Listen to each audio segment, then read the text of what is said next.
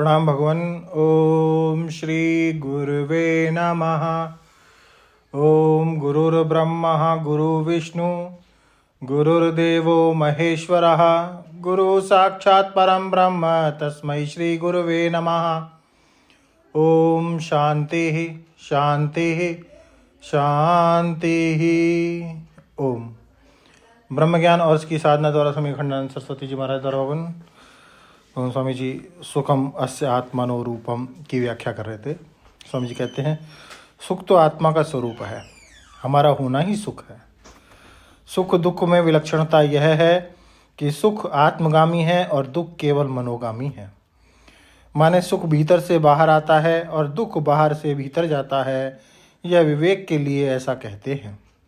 यह तत्व दृष्टि नहीं है, लेकिन दुख आप खरीदते हैं, बाहर से लेते हैं, दूसरों के घर से लाते हैं। दुख दूसरों में से आता है और सुख अपने आप में से निकलता है। कितना भी घूमो, कितनी भी अच्छी जगह जाओ, चाहे कश्मीर जाओ, चाहे स्विट्ज़रलैंड जाओ, बड़े बड़े मज़े लूट कर आओ, लेकिन अपने घर में लौटने पर जो संतोष मिलता है वह कहीं नहीं है। मालूम पड़ता है कि अपने घर लौट आए।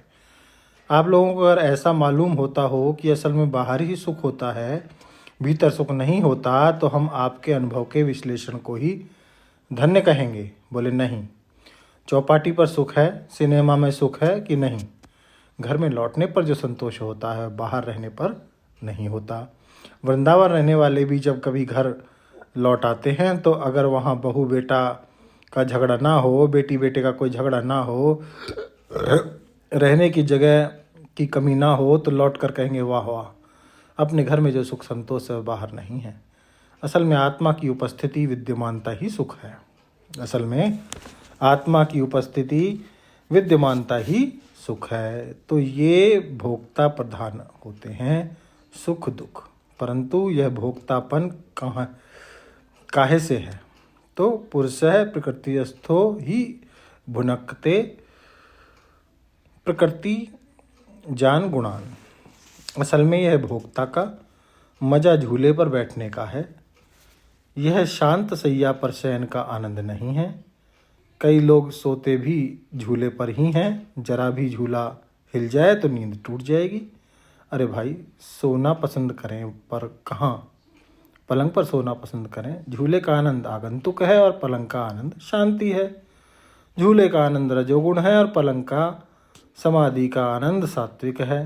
उपासनागत जो आनंद है वह विषय ईश्वर की प्रधानता से उसमें चांचल्य है, रजस है। और धर्म का जो आनंद है उसमें क्रिया और वस्तु की प्रधानता होने से तमस का किंचित संबंध है। उपासना में रजस का किंचित संबंध है, समाधि में सत्व का किंचित संबंध है, परंतु अपना जो स्वरूप है वह प्रकृति में स्थित होकर शांत होता है, प्रकृति में स्थित होकर के सुखी होता है, प्रकृति में स्थित होकर के भोक्ता होता है। सुख दुख दोनों का पुरुषः प्रकृतिस्थो ही भुनक्ते प्रकृति जान गुणान। तो असल में पुरुष पर है वह, यह पुरुष जो सुख दुख से भी परे है और प्रकृति से भी परे है। जब यही समझो कि यदि कोई यही चाहे कि हम यहीं रहें, बस आने वाली चीज़ में यदि यही चाहे कि परदेसी से प्रीति करें तो घर से निकल जाना पड़ेगा। यह अकल कम से कम आनी चाहिए।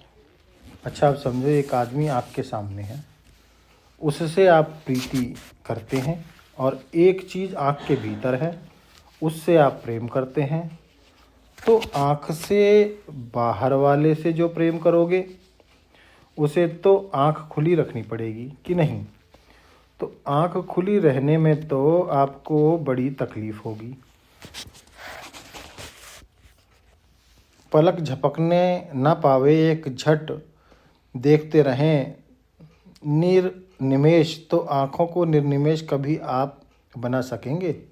पलक कटवानी पड़ेगी कि भाई प्रेम है कटवा दो। अच्छा, पलक कटवा देने पर क्या आप जाग कर हमेशा बाहर वाली चीज़ों को देखते रहेंगे? तो यदि आप सुख अपना ऐसी जगह फेंकेंगे जो बिना किसी मशीन के, बिना दूरबीन के, बिना खुर्दबीन के दिखाई ना पड़े, तो क्या हर समय दूरबीन खुर्दबीन आप अपनी आंख पर लगाए ही रखेंगे? क्या आपको नींद नहीं आवेगी? तो बाहर वाली वस्तु बड़ी ही तकलीफ देह है।